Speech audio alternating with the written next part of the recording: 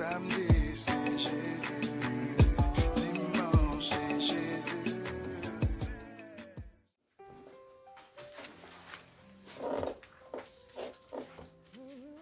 Vous savez, je vous l'ai déjà dit, quand on est petit, on donne le biberon à un enfant. Quand il tombe, on court vers lui. On lui change la couche. Mais quand il grandit, on lui dit lève-toi. Cours parce que tu sais déjà faire. On se retrouve souvent dans des choses là où le Seigneur passe son temps à nous répéter, à nous redire les choses. Encore et encore. Et on vient devant lui en pleurant, mais Seigneur, pourquoi je n'avance pas? Pourquoi je suis toujours dans le même point? Mais parce que tu ne comprends pas en fait ce qu'il dit. Parce que tu ne veux pas saisir ce qu'il te demande. Et toujours rebelote, c'est toujours la même chose qui revient. La même chose, la même chose, la même chose. Alors que tu dois être déjà un arbre, tu restes toujours un petit arbuste. Parce que tu ne veux pas entendre, parce que tu ne veux pas comprendre. Dans Hébreux 6, je lis à partir du verset 7, qui dit, Fouki, tu peux regarder en même temps dans Matthieu 5, s'il te plaît, Matthieu 5, je crois, 45 par là.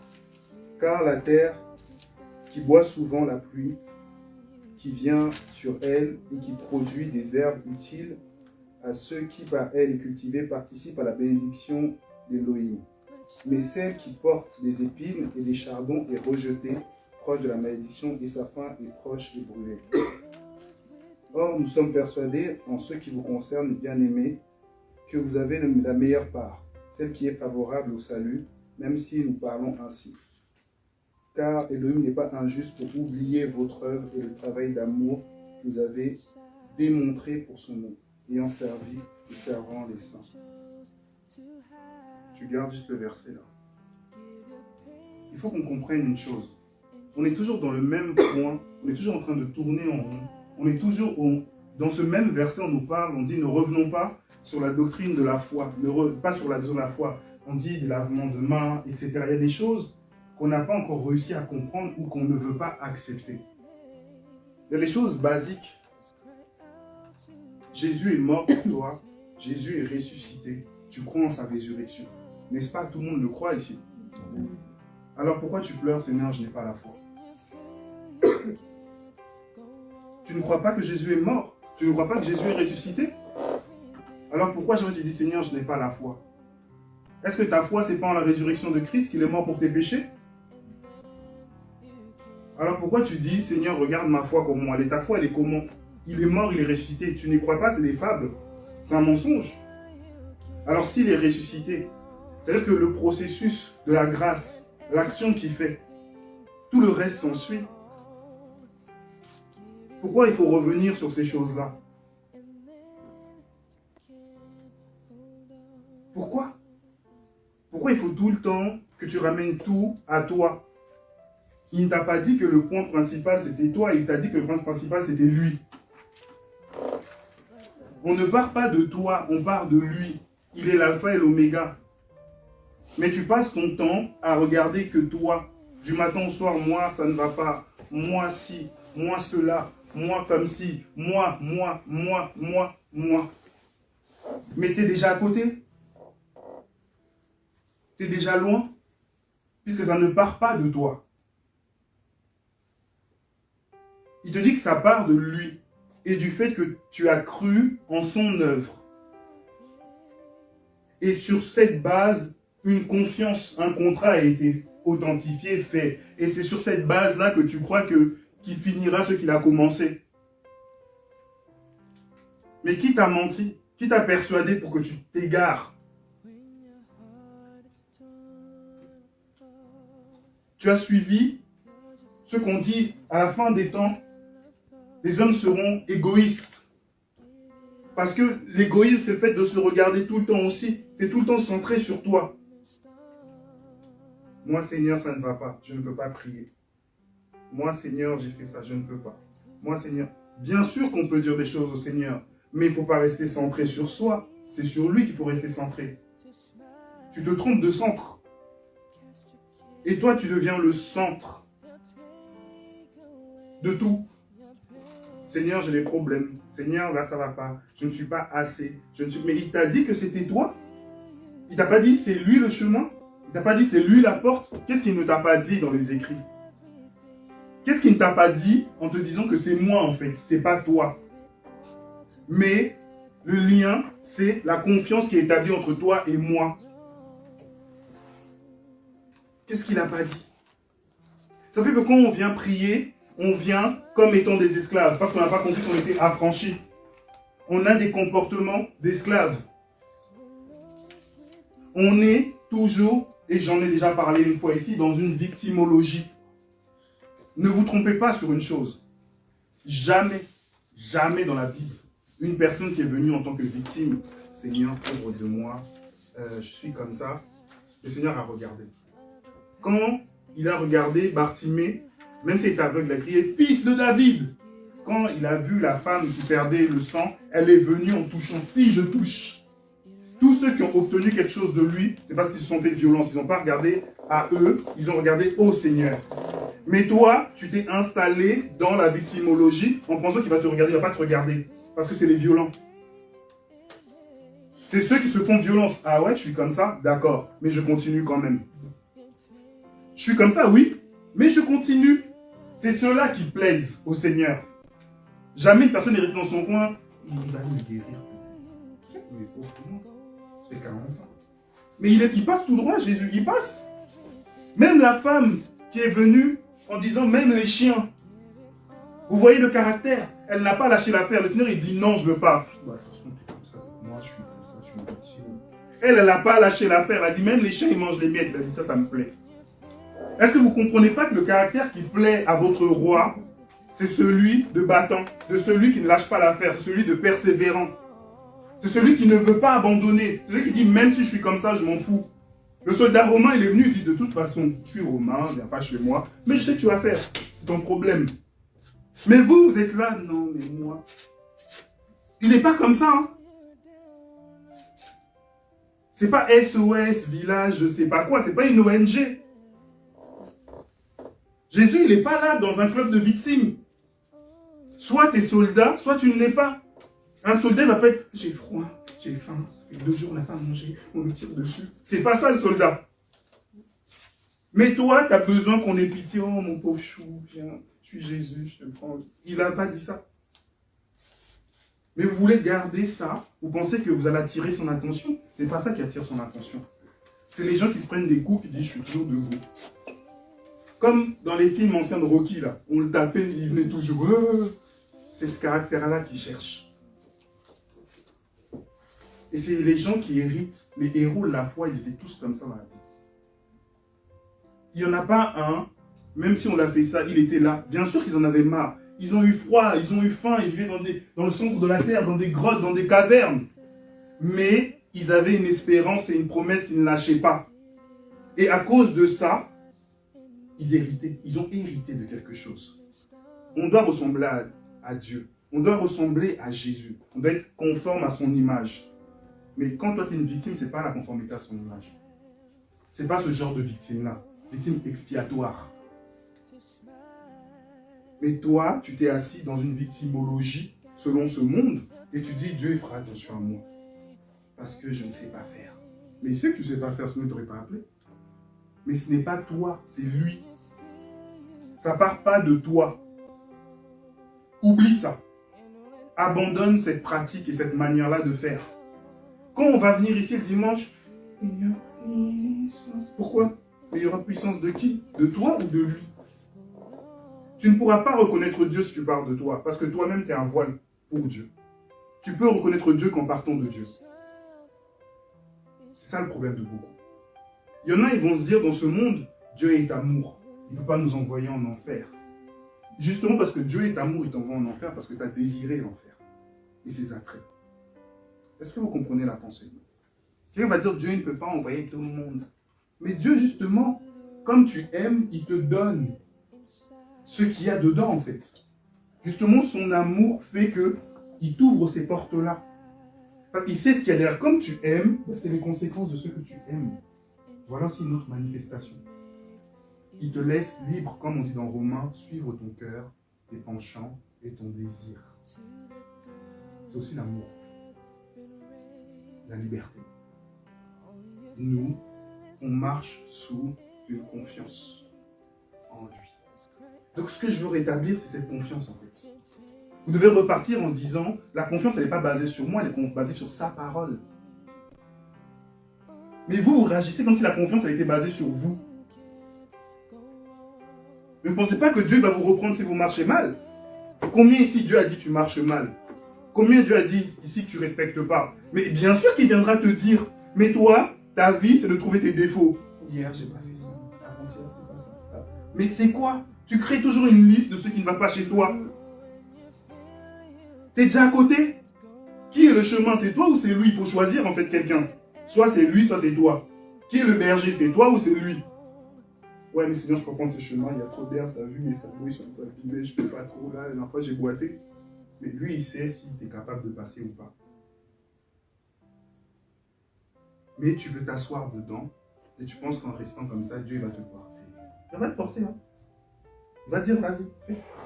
Reste dans ce que toi, tu as décidé de faire. Reste. Reste dans ça. Reste dans ce que toi, tu as décidé de faire. Est-ce que vous comprenez? Et c'est important de ne pas demeurer dedans. C'est important. Mais si vous ne changez pas de mentalité, vous serez toujours pareil. Je vous le répète, si vous ne changez pas de mentalité, vous serez toujours pareil. La transformation que l'on vit, c'est une transformation de mentalité. Nos corps ne sont pas encore transformés. Des fois, on a l'impression, on dit oui, mais j'ai choisi Jésus et je dois changer. Jésus, il fait les choses par étapes. Notre esprit est transformé. D'accord? Notre âme est en processus de transformation, puisque notre âme doit produire du fruit. Notre chair attend la transformation. Donc, quand on l'a accepté, il y a eu un premier changement, l'autre, il y a un travail de changement, et enfin, l'autre attend le changement. Donc, il y a différents travails dans différents domaines. Et dans ces différents travaux, quand le Seigneur il travaille, il va travailler 24 heures sur 24 sans pause ni RTT dans ta vie. Ça veut dire quoi? Quand il va venir, il va dire, ah, chez le frère, je dois travailler la chair, ça ne va pas. Donc le frère, il va beaucoup souffrir, mais il va se dire, mais non, mais Seigneur, je prie, je ne comprends pas. Le Seigneur est en train de travailler. Chez l'autre, ici, il va travailler au niveau de l'âme. Bah, je ne comprends pas, je suis toujours en colère, il travaille l'âme. Chez l'autre, ici, il va travailler au niveau de l'esprit. Oui, mon intimité avec le Seigneur, c'est compliqué. Prie. Ah, mais Seigneur, jeûne. Jeûne. Mais pourquoi lui, il mange toujours? Parce que les travaux que je fais chez lui, ce n'est pas celles que je fais chez toi. Mais si tu n'as pas le discernement, la confiance entre toi et moi, tu te diras toujours, Seigneur, ça ne va pas. Parce que tu n'as pas confiance que toute chose concourt au bien de ceux qui aiment Dieu.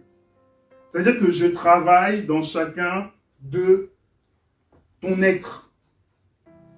Et à un moment, quand c'est fini la chair, il y a des périodes où on va dire jeûne. Encore jeûne, jeûne, jeûne, encore, tu comprends pas, je vais disparaître, Seigneur. Jeûne. À un moment, oui Seigneur, je suis toujours comme ça, je suis égoïste, mais tu ne vas pas demander de te changer, laisse-moi te changer. Mais là, ça y est, tu deviens victime, Seigneur, pauvre de moi. Mais reconnais le travail du Seigneur, il y a un contrat entre toi et lui. Il y a une différence entre toi et les autres. La base, c'est que tout ce qui se passe dans ta vie, c'est le Seigneur qui occasionne ça, bon ou mauvais. Et si toi, tu n'as pas ça dans ta tête, tu es déjà perdu. Parce que la base de votre contrat, c'est qu'il achèvera ce qu'il a commencé. Mais si toi, tu trouves qu'il ne respecte pas le contrat, il dit, moi, je ne m'éloigne pas, je reste fidèle. Mais c'est toi qui t'éloignes en disant, Seigneur, tu n'as pas bien fait là, tu n'as pas suivi ça. Mais lui, il sait comment il mène le combat. Et c'est toi qui t'éloignes de lui, qui ne respecte pas la base. Lui, il t'a dit, il finira. C'est lui. C'est son job. Mais la seule chose qu'il te demande, reste là, à côté de moi, et obéis. Mais on ne veut pas entendre ça. On ne veut pas comprendre ça. Et c'est pour ça qu'on est un peu perdu à chaque fois. Seigneur, je suis perdu. On ne t'a pas demandé. On dit abandonner ou abandonner pas Pas la réflexion, c'est quoi? Vos raisonnements. Nous, on reste dans nos raisonnements, mais il est Dieu, tu ne peux jamais raisonner comme Dieu. David dit, tes pensées sont aussi nombreuses et on ne peut même pas les sonder. Tu penses que tu vas réfléchir à la place de Dieu? Jamais. Tu ne peux même pas comparer. Il n'a pas un chemin de réflexion comme nous. Tu n'as même pas pensé qu'il sait déjà parce que lui connaît ton chemin. Mais toi, tu ne sais même pas où commence sa pensée ni où ça finit. Sinon, on pourrait analyser Dieu. Il nous permet de connaître ce qui nous révèle de lui. Mais toi, tu as déjà fait un chemin ou un schéma de réflexion du Seigneur. Tu connais Dieu mieux que lui-même. Et tu peux même le corriger sur toi-même. Alors que toi-même, tu ne sais même pas ce que tu veux. Le contrat de confiance. Alors, pour qu'on puisse comprendre ça, dans Hébreux 7, on nous dit une chose. Dans Hébreux 6, excusez-moi. On dit, dans le verset 7, « Car la terre qui boit souvent la pluie, qui vient sur elle et qui produit des herbes utiles à ceux par qui elle est cultivée, participe à la bénédiction d'Élohim. Mais celle qui porte des épines et des chardons est rejetée et proche de la malédiction. » On va comprendre une chose ici. On se souvient encore dans Genèse, bien sûr, la terre qui a été maudite et qui devait porter des chardons. D'accord? On se souvient de ça, j'en ai déjà parlé. On se souvient que Jésus a porté la couronne d'épines sur la croix et donc a annulé cette malédiction-là qui devait agir là où l'homme devait produire le fruit à la sueur de son front. Donc Jésus portant cette couronne-là d'épines et de chardon a annulé ça. Mais on nous dit une chose ici. Après on ira dans Matthieu 5. Pour appuyer ça, on nous dit que, en fait, la pluie qui vient doit produire quelque chose. Dans Matthieu 5, tu peux lire, Fouki, s'il te plaît? 45, 46, par là, 47, je crois. Afin d'être les fils de votre Père céleste, en effet, il fait lever son soleil sur les méchants et sur les bons, et il fait pleuvoir sur les justes et sur les injustes. Ok, merci. Donc, le Seigneur, il fait lever le soleil sur les bons et les méchants, n'est-ce pas? Tout le monde bénéficie du soleil, et il pleut aussi sur tout le monde. Quand toi, il pleut sur toi, il pleut aussi sur ton voisin, même si c'est le pire criminel. C'est vrai, mais on n'a pas la même pluie. Et la pluie qu'on reçoit ne produit pas la même chose. Et il y a la différence. C'est-à-dire que le soleil que l'injuste a ne fera rien dans sa vie, concernant le Seigneur. La pluie que l'injuste a ne produira rien. Mais toi, tout, les choses difficiles comme choses faciles, ça a toujours une production. Est-ce que vous comprenez?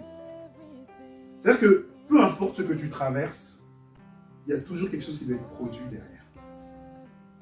Et on nous explique ici que nous, on est une terre de production dans laquelle le Seigneur se sert tout le temps. On ne produit plus de chardon. Eux produisent des chardons et des épines, puisqu'ils ne sont pas rentrés dans cette alliance-là de confiance. Mais une personne qui marche sans le Seigneur produit des épines. Mais comment se fait qu'il y a des chrétiens qui continuent à produire des épines? Comment se fait qu'il y a des chrétiens qui continuent à produire des chardons? Pourtant, on a la même pluie. Je vous donne encore plus fort. On va se réunir ici. Le Seigneur il va ouvrir les écluses. La pluie va tomber. Mais il y en a certains qui recevront et d'autres ne recevront pas. D'autres, ça ne va rien produire en eux. D'autres, il y aura le soleil de justice. Mais la justice du Seigneur ne va pas s'établir en eux. Pourtant, on va bénéficier du même soleil. Mais il n'y aura pas la production. Il n'y aura pas ça. Tout ce que le Seigneur a disposé, c'est bon pour nous. Mais il y a quelque chose qui doit changer.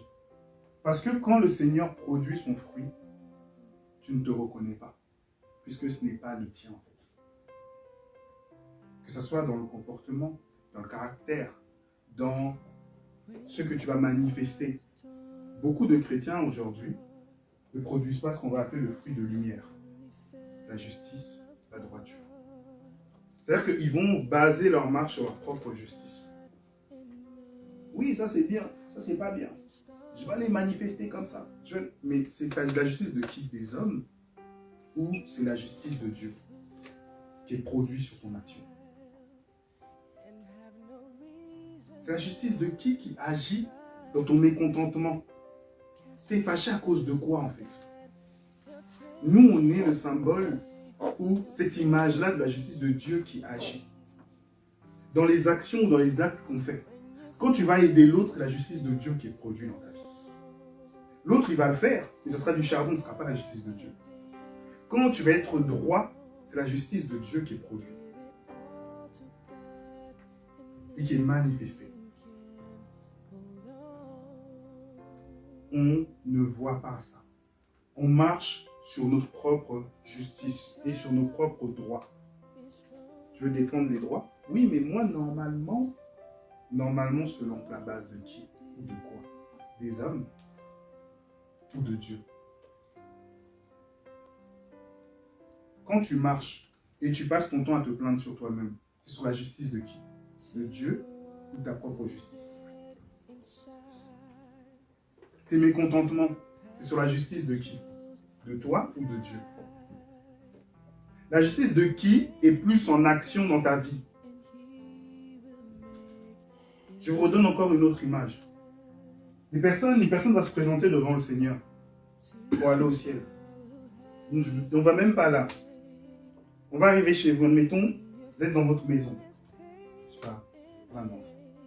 Et vous entendez qu'un enfant c'est un criminel, il a fait ça, il a fait du mal partout. D'accord? Et cet enfant, il vient et il veut se présenter chez vous. Mais vous savez comment il est. Il est vraiment... Quand il vient quelque part, il détruit en fait. Et tout est tourné que dans son truc, il est égocentrique, il n'est que lui, il ne respecte personne. Et il doit venir avec vos enfants qui marchent bien. Est-ce que vous allez le faire rentrer dans la maison? Non? Quelqu'un va le faire rentrer? Non? Si vous avez un enfant, vous savez que l'enfant du quartier, il est impoli, il insulte tout le monde, il fait des doigts d'honneur à tout le monde. Vous allez le faire rentrer pour traîner avec votre enfant? Non? Non? Toi, tu vas le faire rentrer. Tu hésites. Ah bon? Non, c'est pas ton fils. Ah si, c'est pas mon fils. Ah ok. Qui reste dehors. Ah qui reste dehors. Ok. C'est pareil pour le ciel. Pourquoi? Beaucoup se présentent devant le Seigneur, mais ils n'ont pas cette justice-là tournée en fait. C'est-à-dire qu'on dit que rien de corrompu ne rentre au ciel, n'est-ce pas? Rien de mauvais. S'il y a quelqu'un qui fait du trouble, il veut rentrer, le Seigneur va dire, mais si celui-là il rentre ici, il va souiller tout le monde, il va pervertir tout le monde. Ah, toi, t'as vu, on ne va pas adorer Dieu. La justice n'est pas établie. Oh, la droiture! Rien de tout ça ne rentre. C'est ça que le Seigneur, il fait un travail pour que tu sois admissible pour le ciel. Mais pour que tu sois admissible, il faut que tu quittes ta propre justice, ta propre vision des choses. Il faut que tu quittes ça en fait. Et dans ta propre vision des choses, il y a toi qui as beaucoup de place. Et justement, il dit non. Parce que si tu viens au ciel, tu vas continuer à te regarder toi en fait. Tu arrives au ciel, tout le monde va adorer. Oh Dieu, oh Jésus. Mais toi, oh non Seigneur, t'as vu là, je brille pas trop. Mais comme il n'y a pas cette pensée au ciel, on ne peut pas te faire rentrer. Donc on te laisse dehors, salut, au revoir. Et c'est pour ça que le Seigneur, il installe ces choses. C'est des rudiments, mais combien importants. Ne passez pas à côté. Je vous le répète, votre croyance est basée sur la mort et la résurrection de Jésus. C'est dessus que votre croyance est basée, votre foi. Les apôtres, ils attendaient la résurrection, n'est-ce pas? C'était ça, non? Ils attendaient le jour de la résurrection. Combien ici, ils attendent le jour de la résurrection?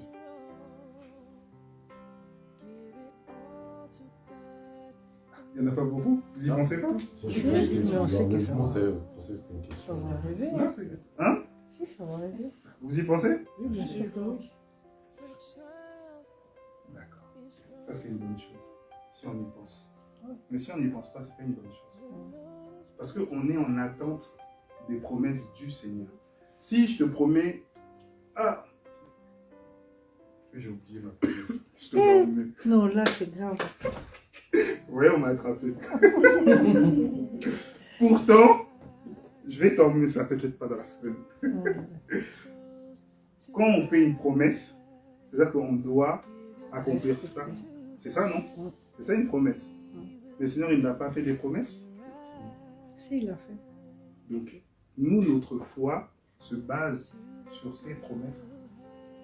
Notre espérance, elle ne se base pas sur nous, notre état, sur ce que lui, il a promis. Si je te dis, je vais t'inviter chez moi, je vais t'inviter au restaurant, c'est là ma promesse. Donc, tu ne vas pas te dire, ouais, il n'a peut-être pas d'argent, tu t'en fous. Moi, je viens, tu m'as invité, c'est comme ça. C'est ça la réalité. Toi, tu ne te préoccupes pas de quoi, de comment, toi, tu attends juste l'adresse, le jour et quand je vais payer. Le reste, c'est ce que toi, tu vas manger. Mais en fait, c'est ça la promesse. Le Seigneur, il t'a dit, il t'a invité à un dîner, beaucoup de gens. Il te dit, voilà, tu vas vivre avec moi. Mais toi, tu passes ton temps à dire, ouais, mais Seigneur, regarde-moi. Il t'a invité. La moindre des choses, c'est commencer à t'y rendre. C'est comme ça. Après, il te dira les normes qu'il faut respecter pour assister, bien sûr, à ce repas. Mais décentre-toi de toi. Libère-toi de toi. Quand on vient prier ici, les gens, ils sont esclaves d'eux-mêmes. Parce que le monde dans lequel on est, le moule, c'est nous, en fait. C'est que nous. Tout est fait pour nous. Et je ne sais pas si je vous l'ai déjà expliqué que c'était voulu. Je vous l'ai déjà expliqué, non? Comment on avait créé ça? Vous l'avez jamais expliqué? Non? En fait, ce qui s'est passé. Avant, dommage, j'ai pas... Il n'y a plus de feutre? Non. Ben, c'est juste, je vais faire des traits rapides. Mais c'est bon, merci. En fait, je vais faire des traits rapides. Avant, le monde, il s'est scindé, en fait, entre parenthèses, en deux.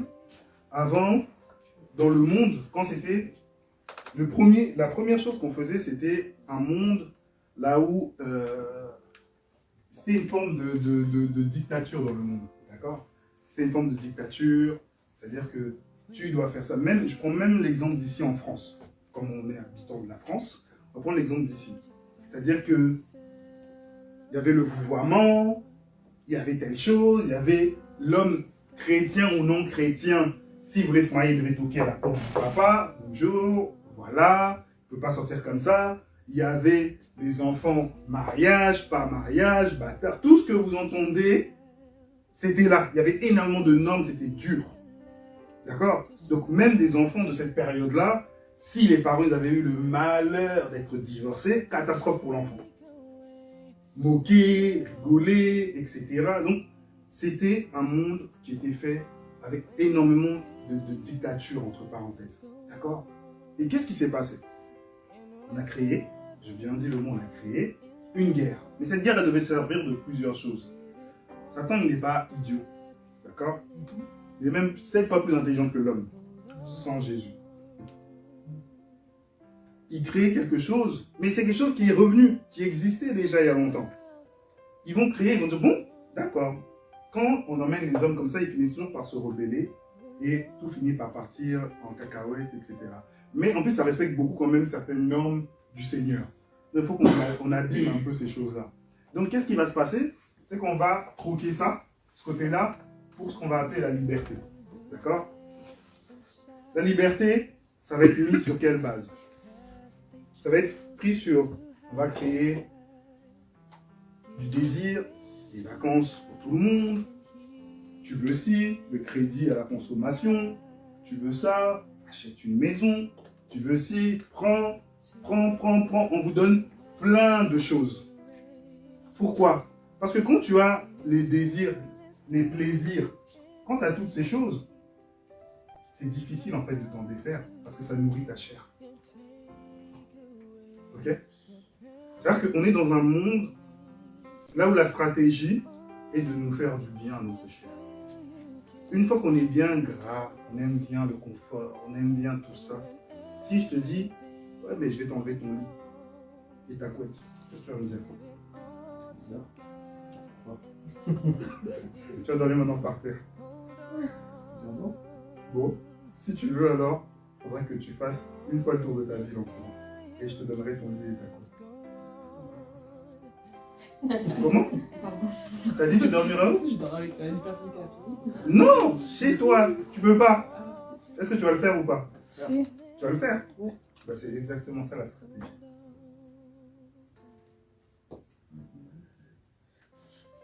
On vous donne, vous ne pouvez plus vous en passer.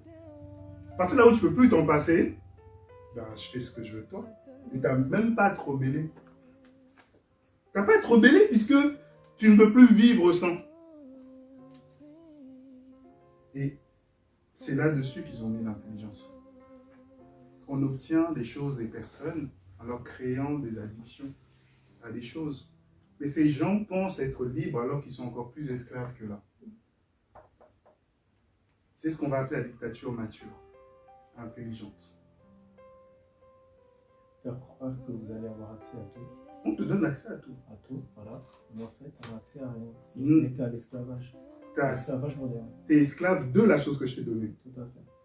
C'est justement ça. Je te donne beaucoup, mais tu es esclave de ce que je te donne. Donc si je t'enlève ça, tu vas crier oh non. Je peux pas. Comment je vais vivre? Si on enlève à tout le monde le téléphone, il y en a qui vont faire des crises. Ils vont trembler.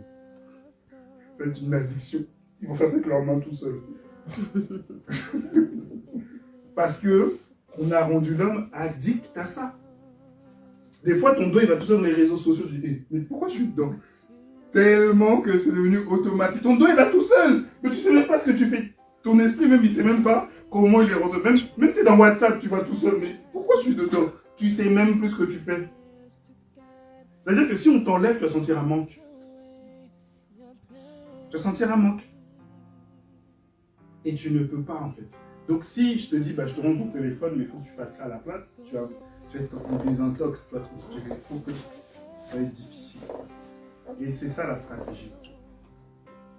C'est pour ça que le plus dur, ou les personnes les plus dures dans cette stratégie, c'est tous les religieux. Parce que toutes les religions confondues ont pour notion de tuer le désir.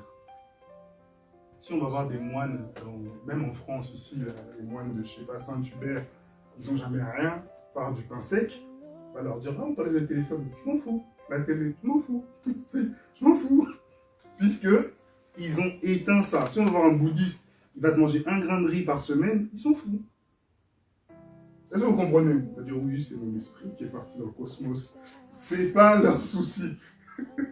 Si on va voir un vrai musulman, il va bousouler ça, bah, ça va exploser. Parce que on sait que les seules personnes qui agissent contre ça, c'est les religieux. Tous ceux qui pratiquent une religion. Parce que la première chose, c'est toujours, n'aime pas en fait le monde, n'aime pas la chair, n'aime pas le désir, lutte contre ton désir.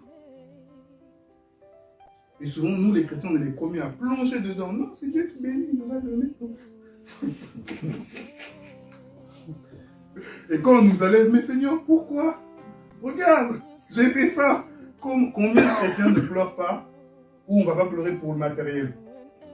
Même si les chrétiens achètent une télé nouvellement, ça tombe. Ah Seigneur, pourquoi? J'ai mis 2000 €. Seigneur, ils s'en foutent totalement de ta bêtise. Il n'est pas dans ton souci. Là. Même si c'est ta dernière voiture qui parle, qui court, ils s'en foutent. Parce que nous, on ne voit pas les choses derrière. En fait. Parce qu'on va emmener un moine, même s'il a une voiture de 1987, 8, il s'en fout. Nous, on a besoin de voiture, elle te parle, elle te serve même du café. Ah, t'as vu, technologie. On est piégé. On est piégé. Ah, je peux vous témoigner, j'ai souffert avec la voiture au pays. C'est pour ça. Pas pour tourner comme ça, juste là, comme ça, je pouvais mettre 4 heures. Je transpirais, mais c'est quoi tout ça là? Je connaissais plus ces choses-là. Zéro truc. Je me dis, mais c'est pas une vie. Ah, c'est ça. Et rien. Ah, donc t'avais quand même la voiture. Ouais, c'était. Des rayons de braquage ridicules. C'était pas. Mais sauf que je suis tellement habitué à. Même quand j'ai pris ma voiture, j'arrivais plus à la conduire. C'était tellement léger, je disais, je vais me cogner. Parce que je ne connaissais plus. Je disais, mais c'est vraiment un autre monde. Mais oui. Je dis, mais on te fait plaisir, on te donne des voitures. Ouais, c'est récent, c'est bien, bravo. Mais tu t'attaches. Parce que quand on t'enlève ça, bah, t'arrives plus en fait avec les autres. Là, tu te plains, ah, mon dos, ah, mes pieds, ah, ma jambe, ah, ça va pas vite, ah, ça va pas, y a pas de lumière, que des A. C'est ça la stratégie. On nous donne beaucoup parce qu'on nous tient sous ça en fait. Et quand je vous disais que c'est l'histoire qui se répète, parce que du temps de Romains, c'est la même chose. On ouvrait le cirque. Tenez, amusez-vous. Prenez ça. Prenez des esclaves. Faites comme si. Ça permettait d'amadouer plus facilement le peuple. Est-ce que vous comprenez? Et nous, on se retrouve aussi dans ces choses-là, en fait, facilement. Et le renoncement est beaucoup plus difficile. Parce que on a grandi dedans, dans la mise au point de cette stratégie.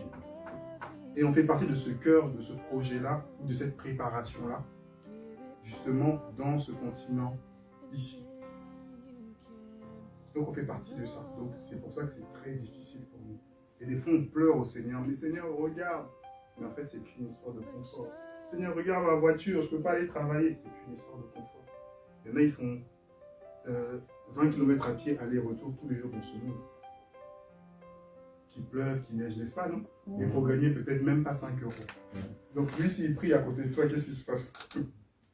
Lui, il va prier que la pluie s'arrête un peu ou de se reposer un peu. Toi, c'est ton confort.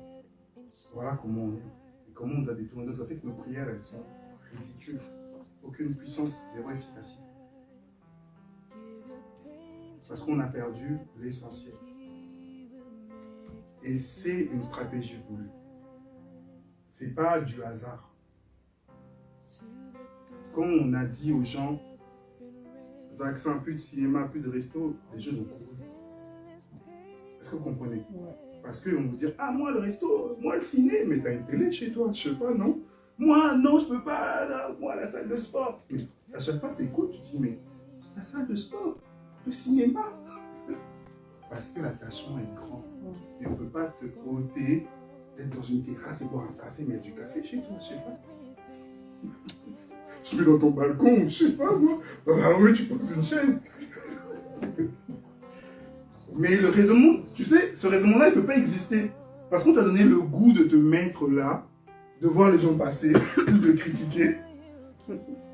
Et c'est un goût, voilà. Mais tu es piégé à cause de ça. Tu peux vendre père, mère à cause d'une terrasse. C'est comme ça en fait. Et c'est une dictature intelligente. Mais sauf que nous, enfants de Dieu, devons veiller. C'est pour ça que c'est difficile pour nous. Parce qu'on s'attache à trop de choses. Il y en a combien ici sont fait piéger par une série? Là, je vais regarder le premier épisode, deuxième, je m'arrête, troisième, quatrième, sixième, dixième. On finit toute l'histoire. C'est bon.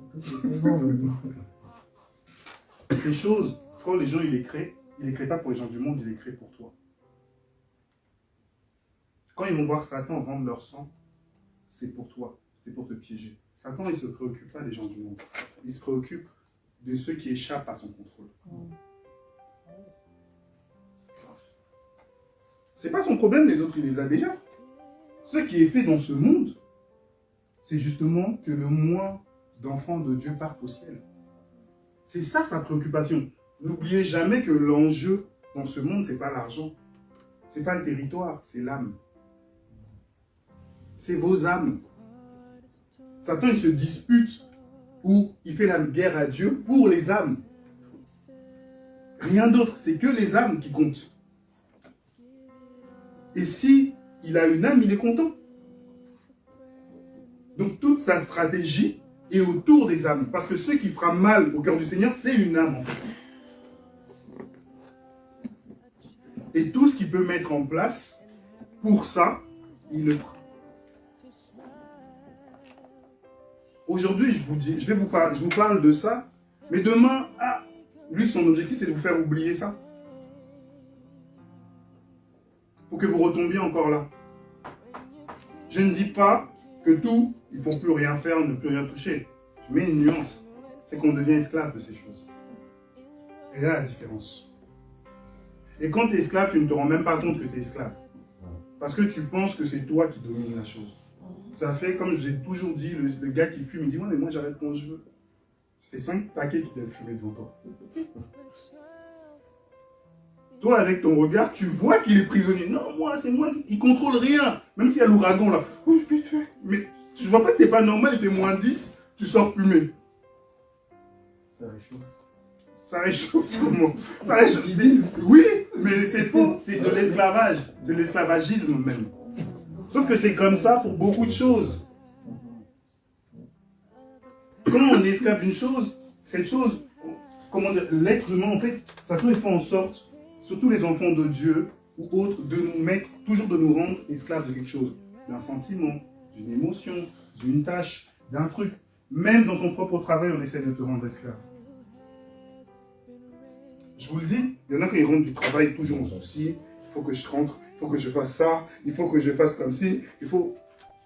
Même dans le propre travail, on te rend esclave. Une fois, j'ai vu un mec, il avait tellement maigri, je crois même le vent le poussait quand il marchait. Parce que le stress au travail, j'ai dit, mais t'es fou ou quoi, toi? C'est ton entreprise. Non, mais ils vont mettre beaucoup, ils te mettent, mais tu t'en fous. Comment tu peux être esclave des gens? Tu n'as rien créé là-bas, tu vas partir, ils vont t'oublier, mais tu es là en train de maigrir, on dirait qu'il n'y a plus personne dans ton corps. En plus, il me dit, le stress, il touche son cœur, t'es fou. Jamais. Mais on l'a rendu esclave et prisonnier. Et il commence à faire des... Je fais un burn-out. Out bien, out. Et tu vois, le Seigneur va t'écouter. C'est-à-dire que tu es dans un délire. Il ne va même pas t'écouter. Je te remets ce burn-out entre tes mains. Est-ce que vous voyez nos prières? Aide-moi à sortir de là. Et c'est toi-même qui t'es mis dedans. C'est toi-même qui cherches à leur faire plaisir. Plais à Dieu, tu verras que le travail n'aura pas d'emprise sur toi. On doit plaire à Dieu. Quand on plaît à Dieu, le reste, ça ne compte même pas. C'est vain, c'est fade. On s'ennuie au travail d'une manière. On fait les choses, mais ça n'a pas de goût. Donc je ne me tue pas en fait pour le travail. C'est ce que Proverbe dit. Et comme j'ai dit, quand une fois je suis tombé dessus, il dit, mais tu peux construire ton entreprise. Imaginez, je ne dors pas, je construis le bâtiment, je fais le bureau, tout ça, etc. Christ, il reprend l'entreprise, après moi, il revend. C'est ça, non? Il voit ça, il revend. Et pourtant, c'est moi, je passais des nuits blanches. Il faut que ça réussisse. Mais lui, il s'en fout, il n'a pas passé des nuits blanches, il revend. Il dit, ça sert à quoi de se donner comme ça, alors que quelqu'un vient après toi, il revend. Il ne va pas prendre soin de ce que tu as. Donc quand tu as fini, quelqu'un d'autre vient, il fait ce qu'il veut dedans. Vanité. L'homme se fatigue à vouloir construire, mais il part après. Donc tu vas faire des choses extraordinaires, tu vas te priver, Seigneur, regarde ma situation, mon projet. Mais il te regarde et dit, ton projet là, je vois qu'après toi, même pas 6 mois, il n'y en a plus. Or tu dis, j'ai fait 50 ans pour bâtir mon truc. Ben, il va falloir 5 mois pour détruire ton truc. Hélas, c'est comme ça. Mais, pour revenir à notre sujet, tout simplement, il faut produire selon le Seigneur. Et il faut que nous, on puisse avoir sa pluie dans notre vie. Il faut que son soleil puisse briller sur nous. Ne passe pas à côté de son soleil, en fait. Et les effets de son soleil et les effets de sa pluie doivent agir sur ta vie. Ne produis pas des chardons et des épines. Renonce à ton raisonnement. Le raisonnement du Seigneur, il n'y a pas de logique. Pour nous, sauf s'il nous le révèle. Quand le Seigneur nous révèle son raisonnement, la logique vient. Pour nous, c'est facile de comprendre parce qu'il vous a donné cette logique que Jésus est venu, il est mort sous la croix et qu'il est ressuscité. N'est-ce pas là? Mais ce n'est pas logique pour tout le monde. Un musulman n'est pas capable de comprendre cette logique. Est-ce que vous comprenez? Parce qu'il n'a pas compris le raisonnement du Seigneur. Ça ne sert à rien de discuter longtemps. Tu peux lui dire, mais tant que le Seigneur ne l'éclaire pas, lui, il ne pourra pas comprendre. Donc c'est la même chose pour ta vie. Tu ne peux pas comprendre. Paul comprenait le raisonnement de sa vie. Par rapport à sa vie, à ce que le Seigneur lui avait dit. Mais l'église de Corinthe lui reprochait qui il était. Et il lui demandait de prouver par des lettres, des authentifications, qu'il avait bien été mis, il avait bien... C'était leur raisonnement. Mais en se disant, mais c'est qui cet envoyé qui est toujours en prison, il n'a pas d'argent, il vend des tentes, il n'a même pas, il n'a pas de charisme. C'est quoi? C'était leur raisonnement. Or, ça n'a rien à voir. Quand le Seigneur te donne une chose, tu comprends. Et on va voir ça dans... Comment dire ça? Dans le livre, dans chacun des livres des évangiles, le problème même qui caractérisait la première église en Judée, ils ne comprenaient pas le raisonnement ou ce que le Seigneur avait éclairci ou éclairé par rapport à Paul, Pierre, concernant nous, les croyants ou les gentils. Parce que eux, quand ils venaient, ils disaient, ouais, mais il faut que vous fassiez le Shabbat, il faut la circoncision, et il faut manger cachère. Est-ce que vous comprenez? Mais ils n'avaient pas compris qu'il y avait autre chose en fait. Il y avait un affranchissement quant à ça, et on était dans une autre alliance. Donc ils ne comprenaient pas que comment ça se fait qu'il y avait une autre pensée qui était là. Donc vous devez comprendre ou demander au Seigneur, Seigneur, c'est quoi en fait ta pensée par rapport à ma vie? Mais sauf que des fois quand le Seigneur te donne la pensée, toi-même tu n'acceptes pas parce qu'elle est illogique. Elle ne répond pas à tes attentes. L'erreur de beaucoup, quand le Seigneur m'a appris en disant, toi, tu vas être un grand homme de Dieu. Je faisais, hey, il ne faut jamais dire ça. Le grand homme de Dieu, là, égale beaucoup de souffrance. Le Seigneur, il ne pense pas comme nous. C'est pas, oui, je suis en première classe, je suis dans la soute. Grand homme de Dieu égale ça. Est-ce que vous comprenez? Beaucoup vous ont montré grand homme de Dieu, business class dans l'avion, costume, cravate. Quoi, nous, c'est pas ça, grand homme de Dieu. Celui qui va être grand soit le plus petit dans le royaume. Donc tu dis inverse ça. C'est-à-dire que tu vas être beaucoup moqué, rigolé, pointé du doigt, incriminé, pas considéré. Là, tu es grand. Calomnier. Va voir Jean-Baptiste, il va t'expliquer. Comme il mangeait des sauterelles. Il va te partager des sauterelles. Tu vois un grand homme de Dieu? Couper les sauterelles, donner la moitié. Tu dis, ah, c'est ça, grand homme de Dieu? Oui, tu en fais un petit feu, tu vois. Il n'y a pas de lit, il n'y a pas. Mais pourtant, on dit, c'est lui, non, le plus grand. Ah, il n'y avait pas de matelas. Là, ton affaire de matelas. Va avec Jean-Baptiste. Il prend le caillou d'or. Aucune logique. Est-ce que vous comprenez? Aucune logique. On ne pourrait même pas sentir Jean-Baptiste, je crois, si on est à côté de nous. Mon gars, ça fait longtemps que tu n'as pas lavé tes habits ou quoi? C'est pas la même chose. Parce que tu rigoles, j'aurais donné une... Comme la lessive, tiens, frère, là-bas. C'est pas comme nous on le pense. Mettez ça pour vos propres vies. Arrêtez de croire que ce que le Seigneur il va attendre, c'est selon tes rêves. Tu existes, d'accord? Tu as une raison d'exister, mais c'est selon Dieu. C'est pas selon toi. La vie de l'autre n'est pas la tienne. Et notre vie, elle commence ici, mais elle se finit ailleurs. Donc c'est-à-dire que c'est pas une fin en soi. Parce que celui dont on se moquait là, en disant il vit dans des grottes, dans des cavernes, dans des sauterelles, va le voir aujourd'hui. Et va dire, ah mon gars, c'est ici que ça se passe, là, c'est l'éternité. Hein. Là-bas, 30 ans, c'était rapide.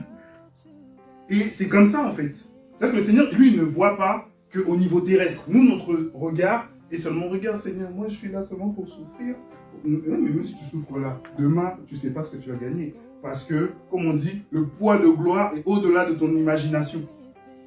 Et justement, le fruit que tu as récolté dans cette souffrance va produire quelque chose que tu ne peux même pas imaginer en fait.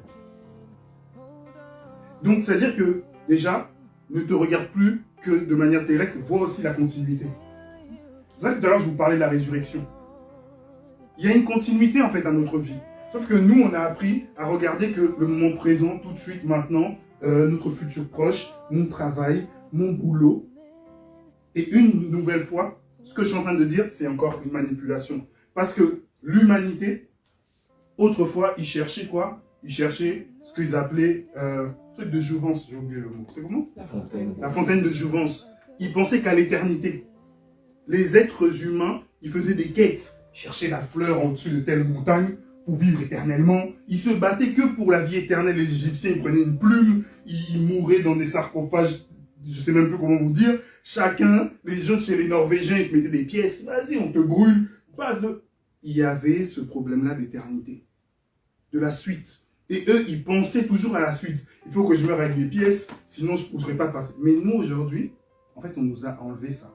Même le chrétien lui-même n'a plus cette pensée-là. La pensée d'éternité que le Seigneur avait mis dans le cœur, ben en fait, ça a réussi à effacer. Donc les gens, ils ne pensent pas, non, mais après on meurt, voilà, c'est fini.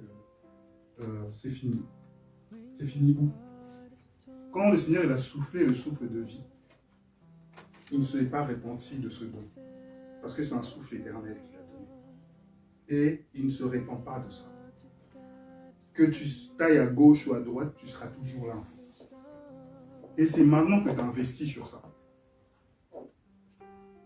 Mais si tu n'y penses pas, tu vois que la finalité, ta souffrance, ta douleur, ou tes petits bobos dans si, ça s'arrête ici, tu te trompes. Totalement. Donc je veux juste te remettre ça dans ta tête, dans ton cœur, dans ta foi. En disant, mais c'est pas là la fin. Je ne suis pas, et je ne serai pas tant que je suis comme ça, tel que Dieu attend. Il a une finalité pour moi. Et c'est la ressemblance parfaite avec lui. Mais il a évoqué un processus.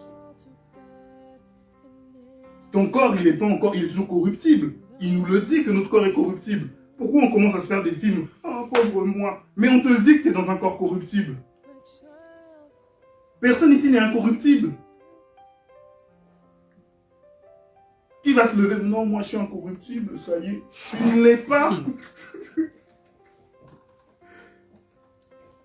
En fait, tu te mens à toi, tu mens à Dieu aussi quand tu fais ça. Tu es dans un corps tentable. On est tous tentés. Même si ton esprit il est fort, costaud, balèze, le corps là, il dira, ah ben non, je suis toujours là. Et si on ne le comprend pas, le Seigneur, il nous l'a expliqué.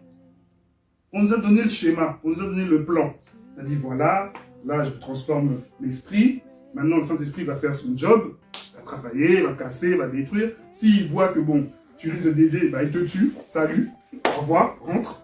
Il sait. S'il y en a un là, 2022, il n'est même pas arrivé. Sinon, il dit, bon, lui, il faut qu'il parte, il rentre. Parce que sinon, après, là, c'est cuit pour lui. Il t'enlève, c'est fini. C'est selon l'alliance que tu as fait avec lui. Moi, je pars, j'arrive au paradis, je vais prier, Seigneur, amène-le, je vais vous gifler. Dès que je reviens, c'est tout le monde qui prend le digère. Si je rate après, maintenant, on fait comment? Si je rate, je suis rentré, j'ai franchi la ligne. Maintenant, vous venez encore, vous me faites rater. Mon bleu était très, je m'en fous. Il nous mène là-bas. Mais je suis sérieux quand je dis ça, mais je rigole pas. Bon, si je suis pas bon en endroit, il faut monter là, il faut prier fort. Mais en tout cas, c'est juste pour ramener à ça, à cette confiance-là qui a été faite. Ne posez pas votre compréhension sur là où l'ennemi veut nous détourner. Ne vous détournez pas en fait de ce qui a été dit avant. Ne vous trompez pas. N'allez pas à gauche dans vos pensées, dans vos raisonnements faussés, pervertis. Changez, transformez. Restez sur l'essentiel. Croyez. Croyez en sa promesse, en ses promesses, en son héritage. Il ne t'a pas dit non, peut-être que... non. Il t'a dit si tu crois. D'accord? Si tu crois. Et si dans ton cœur tu parviens aussi, cette justice-là, c'est ce qu'il t'a dit. Marche maintenant selon ce qu'il te dit. Il te dictera. Si tu sors, il te le dira. Si tu dévies, t'inquiète pas, il te le dira. Et quand il arrête de dire, c'est quand quelqu'un n'écoute pas. Est-ce que vous comprenez? Donc notre souci n'est pas dans ça. Notre souci est dans sa volonté. Qu'est-ce que tu veux, Seigneur? Quand tu t'approches de lui, même quand on est là, notre souci c'est, Seigneur, qu'est-ce que tu attends et qu'est-ce que tu veux? Me voici. Mais on met seulement nos soucis dans nous. Ça va pas. suis là-bas, je ne suis pas là-bas, je dois... Non. Le souci, c'est lui. Qu'est-ce qu'il attend et qu'est-ce qu'il veut. Donc, changez, déplacez votre problème. Votre problème, c'est qu'est-ce que mon Dieu veut. Ou qu'est-ce que mon Dieu attend. Et lâchez la victimologie. Une nouvelle fois. Concentrez-vous sur la bonne chose. Menez le bon combat. À partir de là où vous savez ce que le Seigneur veut, vous mènerez le bon combat de la foi. Parce que c'est selon ce que lui, il attend, en fait. C'est selon ses attentes. Mais là, aujourd'hui, c'est selon tes attentes. Et donc, ce n'est pas le bon combat.